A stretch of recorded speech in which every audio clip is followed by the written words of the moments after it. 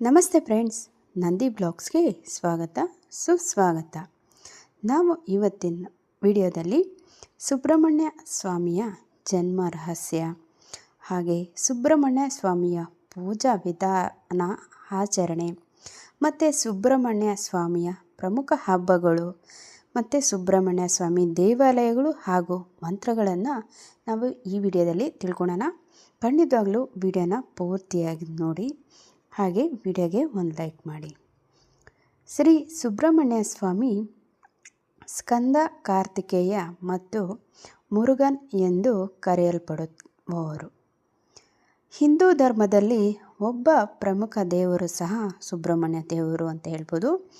ಅವರು ಯುದ್ಧದ ದೇವರು ಮತ್ತು ಶಿವ ಮತ್ತು ಪಾರ್ವತಿಯ ಮಗ.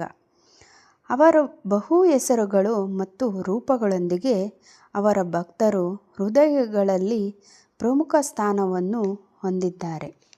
ಅವರ ಕಥೆಗಳು ಪರಾಕ್ರಮ ಮತ್ತು ಭಕ್ತಿಯಿಂದ ಸಹ ತುಂಬಿದವೆ.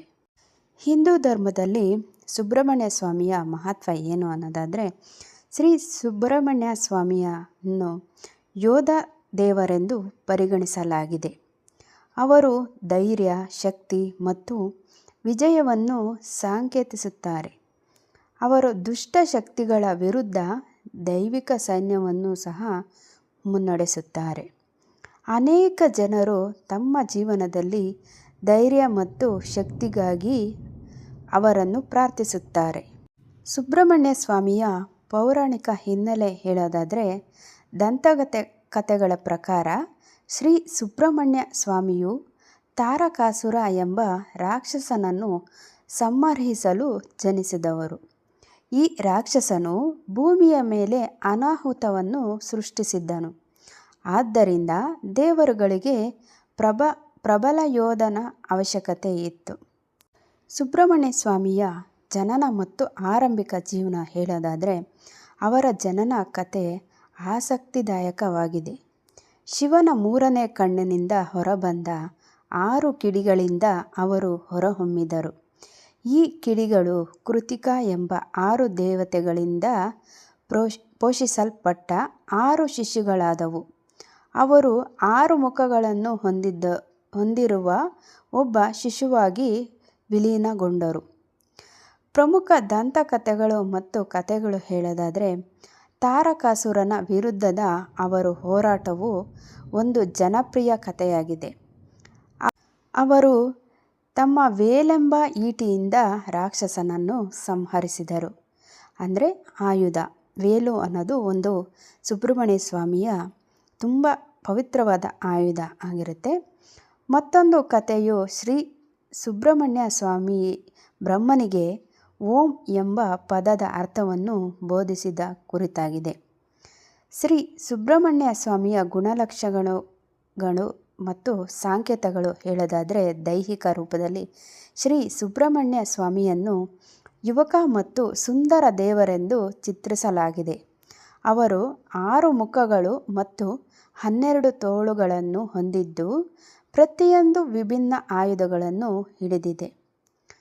ಸಾಮಾನ್ಯ ಸಂಕೇತಗಳು ಮತ್ತು ಅವುಗಳ ಅರ್ಥಗಳು ಏನಂದರೆ, ಈಟಿ ಅಥವಾ ವೇಲ್ ಅವರ ಅತ್ಯಂತ ಗಮನಾರ್ಹ ಸಂಕೇತವಾಗಿದೆ. ಇದು ಬುದ್ಧಿವಂತಿಕೆ ಮತ್ತು ಶಕ್ತಿಯನ್ನು ಪ್ರತಿನಿಧಿಸುತ್ತದೆ. 6 ಮುಖಗಳು ಎಲ್ಲ ದಿಕ್ಕುಗಳನ್ನು ವೀಕ್ಷಿಸುವ ಅವರ ಸಾಮರ್ಥ್ಯವನ್ನು ಸಂಕೇತಿಸುತ್ತವೆ. ಇದಕ್ಕೆ ಸಂಬಂಧಪಟ್ಟಿರೋ ಪ್ರಾಣಿಗಳು ಅಂದರೆ ಸುಬ್ರಹ್ಮಣ್ಯ ಸ್ವಾಮಿಗೆ ಸಂಬಂಧಪಟ್ಟಿರುವ ಪ್ರಾಣಿಗಳು ಅಥವಾ ವಸ್ತುಗಳು ಏನು ಹೇಳೋದಾದರೆ, ನವಿಲು ಅವರ ವಾಹನ ಆಗಿದೆ. ಸುಬ್ರಹ್ಮಣ್ಯ ಸ್ವಾಮಿಯ ವಾಹನ ಇದು ಸೌಂದರ್ಯ ಮತ್ತು ಯುದ್ಧ ಸನ್ನದ್ಧತೆಯನ್ನು ಪ್ರತಿನಿಧಿಸುತ್ತದೆ. ಅವರ ಧ್ವಜದ ಮೇಲಿರುವ ಹುಂಜವು ಮುಂಜಾನೆ ಅಥವಾ ಹೊಸ ಆರಂಭವನ್ನು ಸಂಕೇತಿಸುತ್ತದೆ. ಶ್ರೀ ಸುಬ್ರಹ್ಮಣ್ಯ ಸ್ವಾಮಿಯ ಪೂಜೆ ಮತ್ತು ಆಚರಣೆಗಳು, ಪೂಜಾ ವಿಧಾನಗಳು ಹೀಗಿವೆ. ಭಕ್ತರು ಅವರಿಗೆ ಹಣ್ಣುಗಳು, ಹೂವುಗಳು ಮತ್ತು ಹಾಲನ್ನು ಅರ್ಪಿಸುತ್ತಾರೆ. ಆಚರಣೆಗಳ ಸಮಯದಲ್ಲಿ ವಿಶೇಷ ಪ್ರಾರ್ಥನೆಗಳನ್ನು ಪಠಿಸಲಾಗುತ್ತದೆ. ನಿರ್ದಿಷ್ಟ ದಿನಗಳಲ್ಲಿ ಉಪವಾಸ ಮಾಡುವುದು ಅನುಯಾಯಿಗಳಲ್ಲಿ ಸಾಮಾನ್ಯವಾಗಿದೆ. ಮತ್ತು ಸುಬ್ರಹ್ಮಣ್ಯ ಸ್ವಾಮಿಯ ಪ್ರಮುಖ ಹಬ್ಬಗಳು ಆಚರಣೆಗಳು ಯಾವ್ಯಾವು ಅಂದರೆ ತೈಪೂಸಂ ಹಬ್ಬವನ್ನು ಅವರಿಗೆ ಅರ್ಪಿಸಲಾಗಿದೆ. ಭಕ್ತರು ಭಕ್ತಿಯ ಕಾರ್ಯವಾಗಿ ಕಾವಡಿಯನ್ನು ಹೊತ್ತುಕೊಳ್ಳುತ್ತಾರೆ.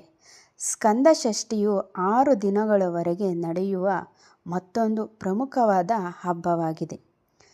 ಮತ್ತು ದೇವಾಲಯಗಳು ಹೇಳೋದಾದರೆ ಸುಬ್ರಹ್ಮಣ್ಯ ಸ್ವಾಮಿಯ ದೇವಾಲಯಗಳ ಬಗ್ಗೆ, ಯಾತ್ರಾ ಸ್ಥಳಗಳ ಬಗ್ಗೆ ಹೇಳೋದಾದರೆ ತಮಿಳುನಾಡಿನ ಪಳನಿ ಮುರುಗನ್ ದೇವಸ್ಥಾನವು ಅವರಿಗೆ ಸಮರ್ಪಿತವಾದ ಪ್ರಸಿದ್ಧ ದೇವಾಲಯವಾಗಿದೆ. ಸ್ವಾಮಿಮಲೈ, ತಿರುಚೆಂದೂರ್, ತಿರುಪುರಕುಂಡ್ರಂ, ಪಲಿಮುಡಿರ್ಚೆಲೈ ಮತ್ತು ತಿರುಪುರಂ ಕುಂಡ್ರಂ ಇತರ ಗಮನಾರ್ಹ ದೇವಾಲಯಗಳಾಗಿವೆ. ಶ್ರೀ ಸುಬ್ರಹ್ಮಣ್ಯ ಸ್ವಾಮಿಗೆ ಮಂತ್ರಗಳನ್ನು ಮತ್ತು ಪ್ರಾರ್ಥನೆಗಳು.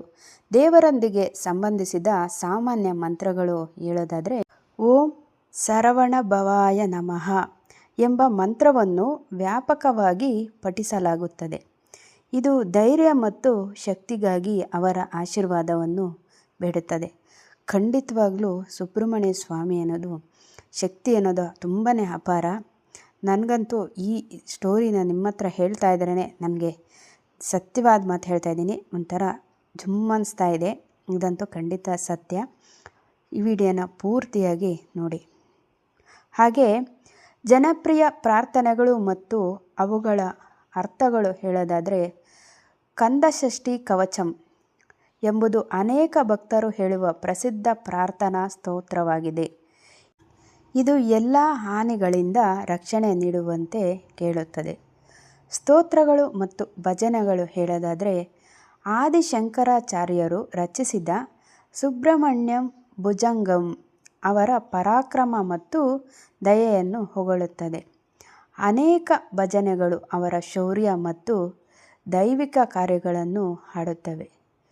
ಹಿಂದೂ ಧರ್ಮ ಗ್ರಂಥಗಳಲ್ಲಿ ಶ್ರೀ ಸುಬ್ರಹ್ಮಣ್ಯ ಸ್ವಾಮಿಯ ಪಾತ್ರ ಹೇಳೋದಾದರೆ ವೇದಗಳಲ್ಲಿ, ಪುರಾಣಗಳಲ್ಲಿ ಮತ್ತು ಇತರ ಗ್ರಂಥಗಳಲ್ಲಿ ಸಹ ಉಲ್ಲೇಖವಿದೆ. ಶ್ರೀ ಸುಬ್ರಹ್ಮಣ್ಯ ಸ್ವಾಮಿಯ ಕುರಿತಾದ ದಂತಕಥೆಗಳನ್ನು ಸ್ಕಂದ ಪುರಾಣ, ಮಹಾಭಾರತ ಮತ್ತು ವಿವಿಧ ವೈದಿಕ ಗ್ರಂಥಗಳಲ್ಲಿ ಕಾಣಬಹುದು. ಈ ಗ್ರಂಥಗಳು ರಾಕ್ಷಸರನ್ನು ಸಂಹರಿಸುವಲ್ಲಿ ಅವರ ಪಾತ್ರವನ್ನು ಎತ್ತಿ ತೋರಿಸುತ್ತವೆ. ಮಹತ್ವವಾದ ಬೋಧನೆಗಳು ಮತ್ತು ತತ್ವಶಾಸ್ತ್ರಗಳು ಸುಬ್ರಹ್ಮಣ್ಯ ಸ್ವಾಮಿಯ ಬಗ್ಗೆ ಹೇಳೋದಾದರೆ ಅವರು ಗ್ರಂಥಗಳಲ್ಲಿನ ತಮ್ಮ ಕಾರ್ಯಗಳು ಮತ್ತು ಕಥೆಗಳ ಮೂಲಕ ಶಿಸ್ತು, ಧೈರ್ಯ ಮತ್ತು ದೈವಿಕ ಜ್ಞಾನದ ಮಹತ್ವವನ್ನು ನಮಗೆ ಕಲಿಸುತ್ತಾರೆ. ಕಲೆ ಮತ್ತು ಶಿಲ್ಪಕಲೆಯಲ್ಲಿ ನಿರೂಪಣೆಗಳನ್ನು ಮಾಡೋದಾದರೆ ಶಿಲ್ಪಗಳು ಸಾಮಾನ್ಯವಾಗಿ ಅವರನ್ನು ಕೈಯಲ್ಲಿ ಈಟಿಯೊಂದಿಗೆ ನವಿಲನ್ನು ಸವಾರಿ ಮಾಡುವಂತೆ ತೋರಿಸುತ್ತವೆ. ದೇವಾಲಯಗಳು ಅವರ ವೀರ ಕಾರ್ಯಗಳನ್ನು, ದರ್ಶತೆ ಕೆತ್ತನೆಗಳನ್ನು ಹೊಂದಿವೆ. ಮತ್ತು 6 ಮುಖಗಳ ಬಗ್ಗೆ, ಸ್ವಾಮಿಯ 6 ಮುಖಗಳ ಬಗ್ಗೆ ವೈಶಿಷ್ಟ್ಯತೆಗಳನ್ನು ಹೇಳೋದಾದರೆ 6 ಮುಖಗಳು 6 ಗುಣಗಳನ್ನು ಸೂಚಿಸುತ್ತವೆ. ಸ್ವಾಮಿಯ 6 ಮುಖಗಳು 6 ಗುಣಗಳನ್ನು ಸೂಚಿಸುತ್ತವೆ. ಇಲ್ಲಿ ಬುದ್ಧಿವಂತಿಕೆ, ಪರಿತ್ಯಾಗ, ಶಕ್ತಿ, ಖ್ಯಾತಿ, ಸಂಪತ್ತು, ದೈವಿಕ ಶಕ್ತಿ ಅಥವಾ ವೈರಾಗ್ಯ ಅನ್ನೋದನ್ನು ಸೂಚಿಸುತ್ತವೆ. ಸುಬ್ರಹ್ಮಣ್ಯ ಸ್ವಾಮಿಯ ದೈನಂದಿನ ಆಚರಣೆಗಳು ಮತ್ತು ಕಾಣಿಕೆಗಳ ಪ್ರಕಾರ ಹೇಳೋದಾದರೆ ಪೂಜೆಯಲ್ಲಿ ದೀಪಗಳನ್ನು ಹಚ್ಚುವುದು, ಶ್ರೀಗಂಧದ ಪೇಸ್ಟ್, ಮಲ್ಲಿಗೆ ಅಥವಾ ಕಮಲದಂತಹ ಹೂವುಗಳು, ಊದಿನ ಕಡ್ಡಿಗಳನ್ನು ಅರ್ಪಿಸುವುದು ಸೇರಿವೆ.